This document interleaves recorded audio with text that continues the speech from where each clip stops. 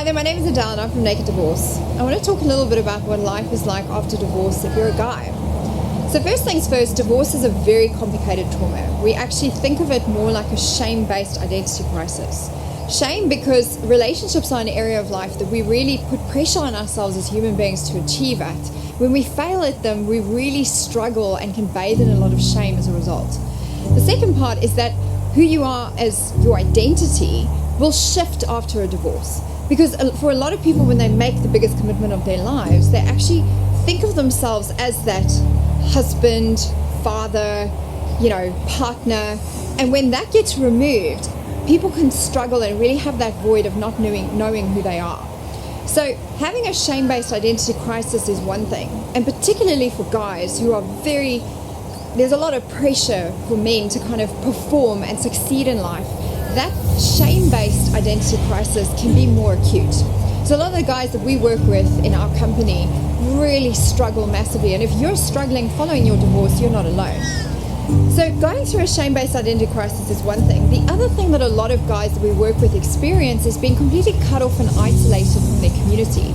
It's almost like a lot of their family, friends, and people have kind of floated around their ex, and they can be kind of cut off from all of that or alone. Other things that guys find is that people don't really want to lean into that depth and lean into the hurt or the wound or the emotions. It's kind of difficult for them to talk about it. And it might be that the context of your relationships with people prior to your divorce are perhaps a bit shallow or, based on sport or an activity or whatever. And maybe you've never had these kinds of conversations with people before. So as you're grappling and you're feeling really alone, you're feeling like a failure, you're feeling like your identity is kind of blown out the water, this is exactly what it's like for a lot of guys going through this kind of trauma. So some critical things you really need to focus on to kind of recover successfully. First things first, when you want to get over a shame-based identity crisis, you need to see it as this is a trauma. You need trauma coaching, trauma therapy to kind of get through this. And for that, you need to kind of follow a 3-step system. First things first, you've got to orientate yourself around the fact that you've got to stabilize. You're going to need to cocoon yourself, go through a routine. And for a lot of us, we kind of do just the opposite when we go through a trauma. We lose the plot, start doing crazy things. Like in that attempt to rediscover and claim ourselves, we can do some really crazy stuff. This is not the time for crazy stuff. This is the time for routine, structure, stabilization, looking after your nutrition, looking after your sleep, getting grounded, finding some really healthy outlets for yourself so that you can get yourself just feeling a bit more stabilized and self-regulated. This is also a really good time to enter into a program where you discover what are the sources of some of the things that happened here. We believe in Naked Recovery and in Naked Divorce that healing is a learning journey. So going through some stages where you force yourself into discovering new things and learning all about trauma, what are the steps to recover, it's really going to put you in a powerful position for the next part of your life.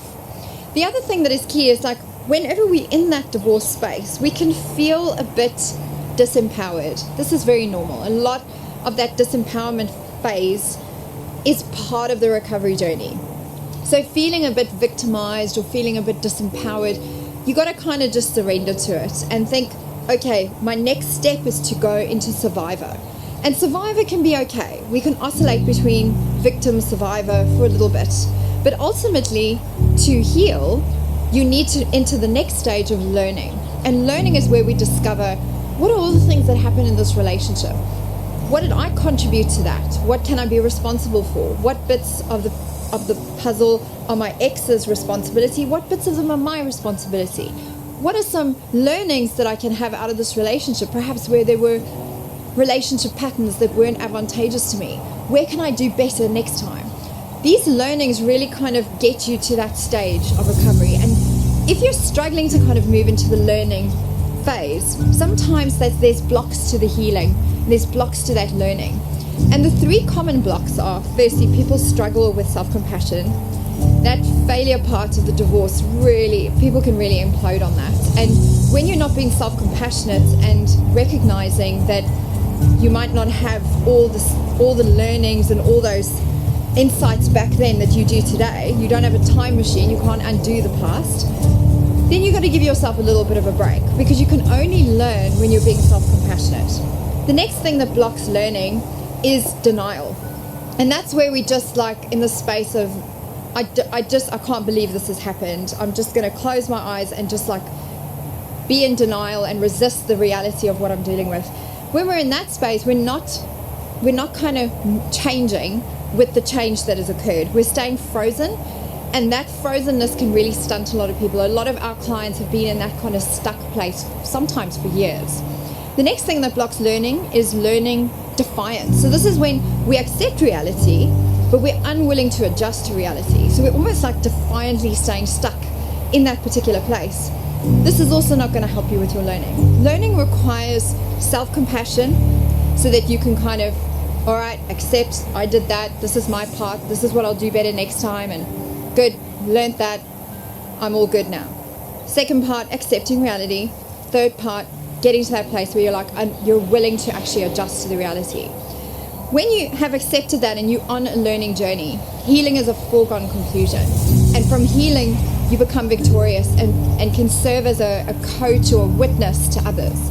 You know, others that go through that journey, you can be the person that actually facilitates and helps your mates and your friends that have experienced that too.